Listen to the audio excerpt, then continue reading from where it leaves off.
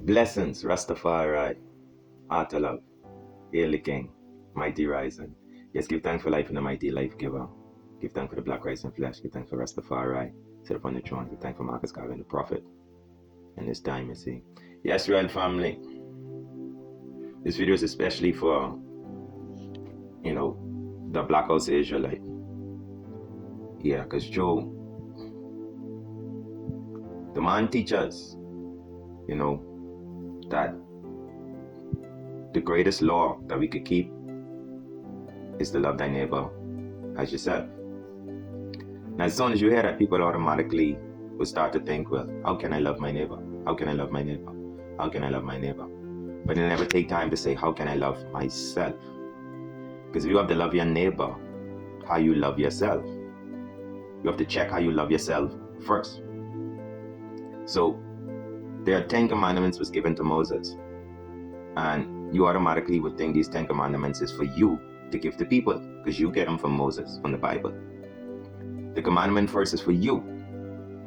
Yeah, you must first keep the commandments. Thou shalt have no other gods before me. So as a child of God, you have to focus on a part of loving yourself is not having another God before the Almighty. You see? You're supposed to keep the Sabbath. That's loving yourself. Thou shalt not kill. Don't kill yourself. It's in the law. Don't kill yourself. You gotta love yourself first. Thou shalt not steal. Don't steal from yourself. Yeah, people steal from themselves. They'll put something away and say, hey, this for that. And then when another need comes, they'll go and take from that. And sometimes you even put back the money what it for. All that is stealing from yourself. Real talk. Yeah, you ain't being honest with your own self. Sometimes in any way, you know what I mean? So being covetous, having a covetous heart, that could just be having a jealous heart. Yeah, wanting people things and wanting things which your neighbor have.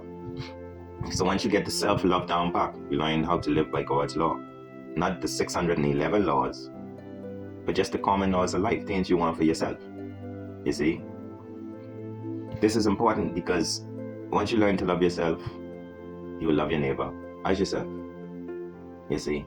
When you learn to love your neighbor as yourself, you're basically covering all the law. Because if you don't steal from yourself, you don't steal from your neighbor. You want to lie yourself, you want to lie your neighbor. If you're going to rest on Sabbath, you encourage your neighbor to rest on Sabbath. You know what I mean? Yeah, so it really starts from self. That's what Christ was trying to teach, that the laws was given us to love ourselves. It was all about love. And once you learn this love for self, then you can love your neighbor as yourself. You see what I'm saying? And that's really all the law was created for. Because if you look at the law that Moses bring, it was a law for self, for us to conduct ourselves among each other. But it started with self. You had to learn how to conduct yourself. Yeah, once you learn to conduct yourself, then you could love another person. You understand? If you lie to yourself, when you want intentionally, you can do eventually, be lying to others. And this goes both ways, because now when people lie to you, it doesn't bother you. Because you lie to yourself and you lie to people.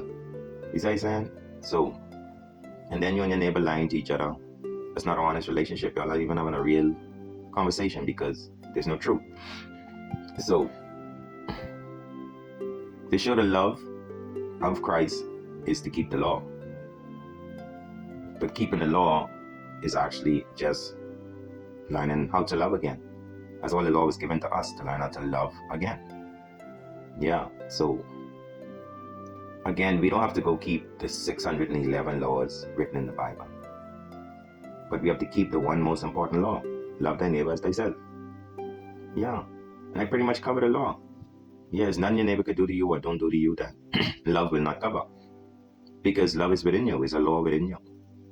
Yeah, so no matter what your neighbor come to do to you or did to you, you can sit down and think it over. Okay, if that was me, you see, that's how you deal with it. If that was me, how would I deal with it? What would I want for myself? And that's without bias, that's without prejudice.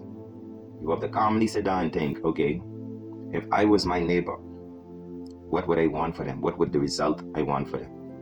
That's where my I mercy come from. It comes from me knowing myself. Even on animals, and it is really, really, really start to get sensitive. Because when you're treating everything as yourself, You know what I mean? You begin to become very sensitive to even nature.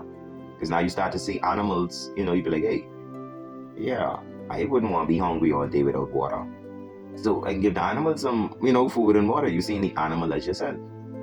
You see that? Yeah, it's cold outside. You see the dog shaking.